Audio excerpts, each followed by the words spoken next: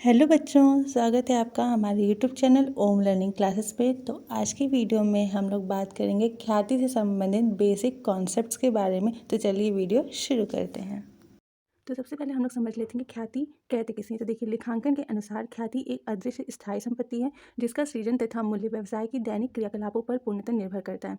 साधारण शब्दों में ख्याति एक आकर्षण शक्ति है जिसके माध्यम से ग्राहक व्यापार तथा व्यापार के उत्पादों के प्रति आकर्षित होते हैं, जिससे व्यापार पहले की अपेक्षा अधिक लाभ कमाने की अवस्था में होता है। अब आइए इसे समझ लेते हैं। देखिए, सबसे पहले लिखा है कि ख्याति एक अदृश्य स्थायी संपत्ति है। ठीक है, इसका मतलब क्या हुआ कि अदृश्य, पहली बात कि हम लोग इसे देख नहीं सकते, इसे सिर्फ और सिर्फ हम लोग महसूस कर सकते हैं लेकिन देख और छू नहीं सकते। स्थायी संपत्ति का मतलब क्या हुआ कि ये काफ़ी लंबे टाइम तक, ऐसे मेनली कहा जाए तो ये जब से व्यापार प्रारंभ होता है और जब व्यापार आपका बंद होता है तब तक, यानी कि लंबे टाइम के लिए होती है, इसलिए इसे स्थायी संपत्ति कहते हैं। फिर है कि इसका सृजन और मूल्य जो होता है वो व्यवसाय के दैनिक क्रियाकलापों पर पूर्णतः निर्भर रहता है। मतलब कि आपके व्यवसाय में जिस प्रकार का कार्य हो रहा है, अगर अच्छे ढंग से हो रहा है तो आपके व्यवसाय की ख्याति अच्छी होगी। अगर व्यापार के कार्य में लापरवाही हो रही है तो ख्याति का मूल्य भी क्या होगा, कम होते जाएगा। तो वही है, साधारण शब्दों में बताया कि ये एक आकर्षण शक्ति होती है। ठीक है, यानी कि ये ग्राहक को अपनी ओर खींचती है।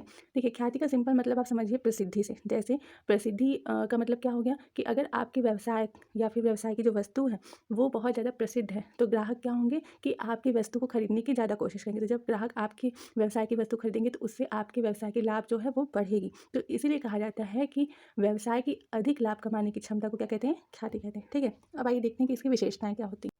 तो यहाँ पे सबसे पहला है कि ख्याति एक स्थायी संपत्ति है। ठीक, दूसरा, ख्याति एक अमूर्त संपत्ति है, अतः इसे देखा या छुआ नहीं जा सकता लेकिन महसूस किया जा सकता है। ये अभी हमने आपको समझाया।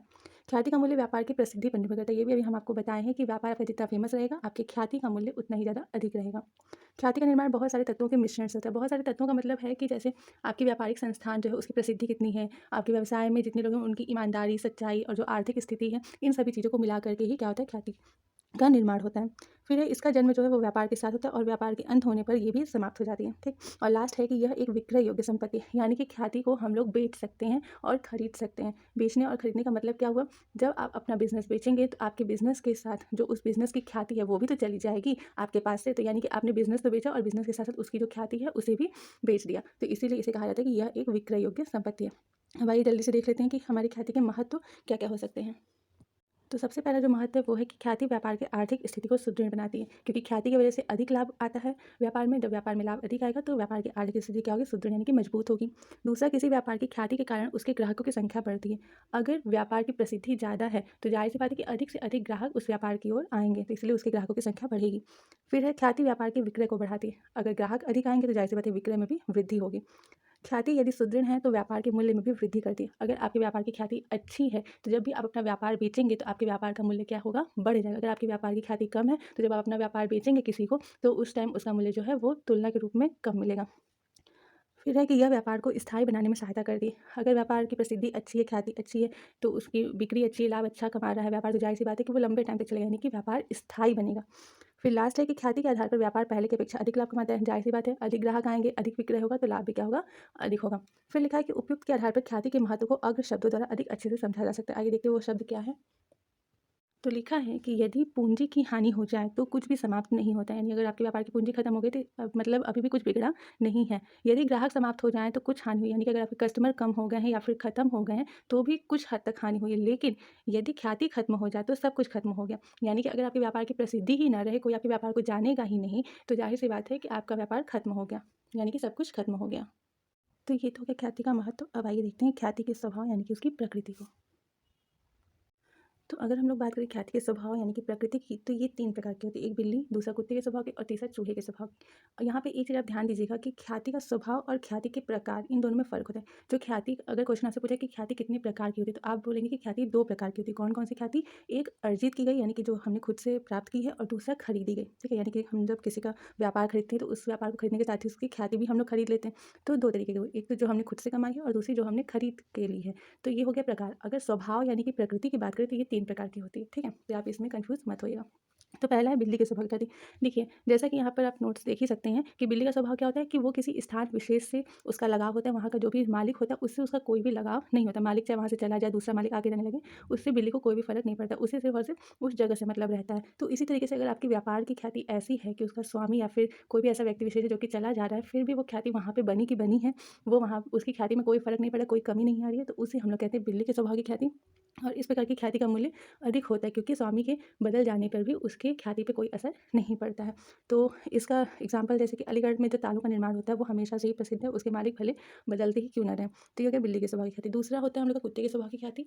तो देखिए जो कुत्ते का स्वभाव होता है, एक तरीके से कुत्ते को अपने मालिक का बहुत ज़्यादा ही वफादार, बहुत ज़्यादा ही ईमानदार माना जाता है, यानी कि वो हमेशा ही अपने मालिक के साथ होता है। अगर उसका मालिक उसको छोड़ के भी चला जाता है मान लीजिए कहीं पर, तो वो दूर से ही सूंघते-सूंघते अपने मालिक तक पहुँच ही जाता है क्योंकि वो अपने मालिक का बहुत ज़्यादा वफादार होता है। तो सेम इसी तरीके से अगर आपके व्यापार की ख्याति ऐसी है कि उस व्यापार से अगर उसका स्वामी या फिर कोई भी व्यक्ति ऐसा है जिसकी वजह से वहाँ पे ख्याति है, वो अगर चला जा रहा है, तो उसके साथ-साथ उस व्यापार की ख्याति यानी कि प्रसिद्धि में भी कमी आ जा रही है, तो वो आपके कुत्ते के स्वभाव की ख्याति थी। यानी कि वो ख्याति जो है वो आपके व्यक्ति विशेष से संबंधित है। जब व्यक्ति विशेष ही चला गया तो ख्याति क्या होगी? कम हो गई। जैसे मान लीजिए अंबानी हो गए, टाटा बिरला हो गए, अगर उनकी उनके नाम की ख्याति, ठीक है, उनके व्यापार से ज़्यादा उनके नाम की ख्याति, तो ऐसी ख्याति कुत्ते के स्वभाव की ख्याति थी। ऐसी ख्याति का मूल्य कम होता है क्योंकि व्यक्ति के जाने के साथ-साथ ख्याति भी चली जाती है। तो ज़ाहिर-सी बात है कोई व्यापार अगर खरीदेगा आपका तो उसका मूल्य थोड़ा कम ही देगा क्योंकि ख्याति तो कम ही हो जाती है ना, ठीक। अब तीसरा हम लोग देख लेते हैं। तो तीसरा होता है चूहे के स्वभाव की ख्याति। जैसा कि आप लोग जानते हैं कि चूहा कभी भी एक जगह पे रहता नहीं है, वो हमेशा इधर-उधर कहीं पे भी आता-जाता रहता है। उसका किसी ना व्यक्ति से लगाव रहता है, ना किसी स्थान से लगाव रहता है। उसको जहाँ पर उसकी चीज़ मिलती है, जैसे खाने-पीने की चीज़ मिलती है, वो वहाँ पे चला जाता है। तो अगर आपकी ख्याति बहुत ही ज़्यादा अस्थिर है, कभी ज़्यादा है, कभी कम है, कभी नहीं है, तो इसे हम लोग कहते हैं चूहे के स्वभाव की ख्याति। तो इसका मूल्य बहुत ज़्यादा ही कम होता है, ठीक है। ये मेनली आपकी जो भी बाज़ार की स्थिति होती है, उससे उस पर ज़्यादातर निर्भर करता है, ठीक। तो ये हो गई ख्याति का स्वभाव। अब आइए हम लोग देखते हैं कि ख्याति के मूल्य को ऐसी कौन सी चीज़ें जो कि प्रभावित करती हैं, ठीक है। तो देखिए जो हमारी ख्याति होती है उसका भी मूल्य होता है, ठीक है, लेकिन इसका मूल्य कभी भी एक जैसा नहीं रहता है। ये बहुत सारी चीज़ों पर निर्भर करता है। जैसे इसमें पहला है व्यापार का स्थान। तो अगर आपके व्यापार का स्थान ऐसा है जहाँ पर आसानी से व्यक्ति पहुँच सकते हैं, तो जाहिर सी बात है बिक्री ज़्यादा होगी तो लाभ ज़्यादा होगा, तो ख्याति का मूल्य भी अधिक होगा। लेकिन अगर कोई ऐसा जगह आपने व्यापार अपना खोल लिया है जहाँ पर लोग बहुत ही कम पहुँचेंगे, जैसे मान लीजिए कि आपने स्कूल के बगल में बुक की दुकान खोली, तब तो वहाँ पे आसानी से व्यक्ति पहुँच सकता है। लेकिन अगर आपने मान लीजिए किसी होटल के बगल में आपने बुक की दुकान खोली, तो जाहिर सी बात है होटल के पास कोई जल्दी बुक लेने नहीं जाएगा, तो वहाँ पे ख्याति क्या हो जाएगी? कम हो जाएगी। दूसरा है व्यवसाय की प्रकृति। आपके बिज़नेस किस टाइप का है, ये भी आपके ख्याति के मूल्य को प्रभावित करता है। यानी कि अगर आप बिज़नेस किसी ऐसी चीज़ का कर रहे हैं, जो कि ग्राहक को यानी कि किसी भी व्यक्ति विशेष को रोज़मर्रा के जीवन में चाहिए ही चाहिए होता है, उसके लिए बहुत ज़रूरी होता है जीने, खाने, रहने के लिए, तो वो ज़ाहिर-सी बात है कि आपके व्यवसाय में बिक्री होनी ही होनी है। लेकिन अगर आप किसी ऐसी वस्तु का व्यापार करें, जो कि बहुत कम यूज़ में आती है, तो उसकी ख्याति का मूल्य कम हो सकता है। तीसरा है व्यवसाय की जोखिम तथा अनिश्चितता। अगर आपके जो भी बिज़नेस है उसमें जोखिम बहुत ज़्यादा है, ठीक है, रिस्क बहुत ज़्यादा है, तो उसमें ख्याति जो है वो क्या होती है? कम होती है। अगर जोखिम बहुत ही कम है या फिर ना के बराबर है, तो ख्याति क्या होगी? ज़्यादा होगी। जैसे आप किसी फल सब्जी का व्यापार कर रहे हैं, तो इसमें जोखिम क्या है? कि उसके सड़ने का जोखिम है, तो इसकी ख्याति कम होगी। लेकिन आप किसी राशन का कर रहे हैं या फिर किसी मोबाइल का कर रहे हैं, कपड़े का व्यापार कर रहे हैं, तो उसमें खराब होने की जो होती है कंडीशन, वो बहुत ही कम होती है। तो उस कंडीशन में आपका ख्याति क्या होगा? ज़्यादा होगा, ठीक। तो ये हो गया। अब इसके आगे है व्यापार का प्रबंध। अगर आपके बिज़नेस का जो मैनेजमेंट है वो काफ़ी ज़्यादा अच्छा है, किसी विशेष व्यक्ति द्वारा किया जाए, किसी विशेषज्ञ द्वारा या फिर अनुभवी व्यक्ति द्वारा किया जा रहा है, तो ज़ाहिर-सी बात है कि उसकी वजह से आपकी ख्याति क्या होगी? बढ़ेगी, इसके विपरीत कम हो जाएगी।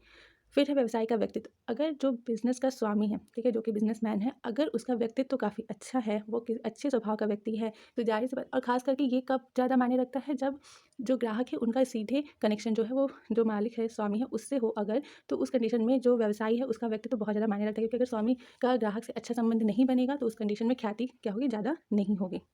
फिर है पूँजी की मात्रा।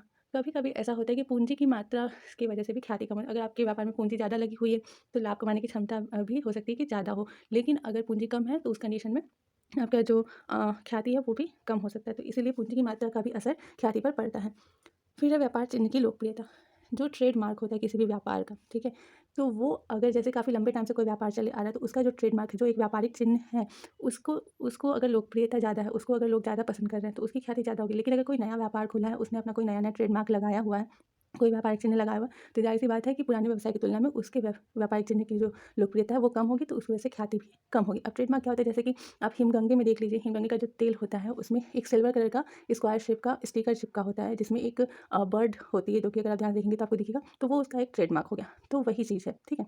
अब लास्ट है एक और, लाभ की मात्रा। देखिए इसका मतलब क्या हुआ? सेम कि अगर व्यापार का लाभ अधिक है, लाभ कमाने की क्षमता अधिक है, तो क्या होगा कि ख्याति का मूल्य और ख्याति भी अधिक होगी। लेकिन अगर कोई व्यापार ऐसा है जिसमें कि लाभ की मात्रा कोई ठीक नहीं है, कि कितनी भी कभी कम होती, कभी ज़्यादा होती, कभी बहुत ज़्यादा, कभी बहुत कम, तो उस कंडीशन में ख्याति भी बहुत कम मानी जाती है। और अगर कोई ऐसा व्यवसाय जिसमें कि बहुत नॉर्मल सा लाभ होता है, तो उसमें जो ख्याति का मूल्य है वो बाजार की स्थिति पर निर्भर करता है, ठीक। लास्ट है अन्य कारक, यानी कि बहुत सारी ऐसी चीज़ें जो कि ख्याति को प्रभावित करती है, जैसे सरकार की क्या नीति है, आयात निर्यात नीति, लाइसेंस नीति, देश में शांति है या नहीं है, बाजार की स्थिति, ये सारी चीज़ें भी ख्याति के मूल्य को प्रभावित करती हैं। ठीक, अब आइए देखते हैं लास्ट हमारा टॉपिक बचा है ख्याति के मूल्यांकन की क्या क्या आवश्यकता होती है, आखिर में हमें ख्याति का मूल्यांकन क्यों और कब करना पड़ता है। तो पहला है नए साझेदार के प्रवेश करने पर। देखिए, जब भी कोई नया साझेदार व्यवसाय में प्रवेश करता है तो उस टाइम हम अगर ख्याति का, अपने व्यापार की ख्याति का मूल्यांकन करते हैं तो उसी के आधार पर जो नया साझेदार है वो ख्याति का मूल्य लेकर आता है। ठीक है, इसलिए उस टाइम पे करना पड़ता है। दूसरा है किसी साझेदार की मृत्यु या अवकाश ग्रहण करने पर।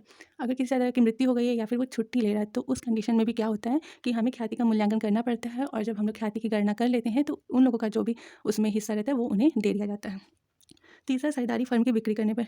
जब भी हम अपने फर्म का बिक्री कर रहे हैं तो उस फर्म की बिक्री के साथ साथ जो उस फर्म की प्रसिद्धि है, जो ख्याति है, वो भी जिसको हम बेच रहे हैं उसके पास चली जाएगी।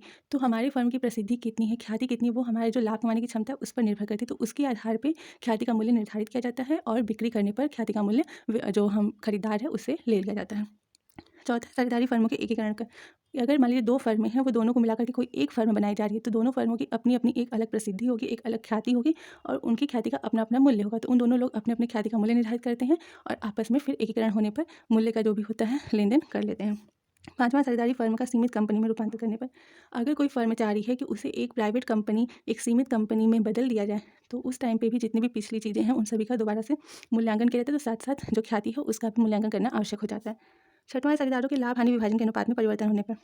देखिए, जब जो भी पार्टनर्स हैं उनका जो प्रॉफिट लॉस का रेशियो अगर वो चेंज हो रहा है किसी भी वजह से तो उस कंडीशन में ख्याति का मूल्यांकन करना पड़ता है ताकि हमें ये पता चल सके कि किसके हिस्से में कितनी ख्याति का मूल्य कितना जाएगा। और लास्ट है साझेदारी फर्म का विघटन करने पर। अगर हमारी साझेदारी फर्म बंद की जा रही है, समाप्त की जा रही है तो उस कंडीशन में ख्याति का मूल्य निकाल करके जितने भी संबंधित साझेदार होते हैं उनको बांट दिया जाता है। तो ये हमारी ख्याति के मूल्यांकन की कुछ कारण थे।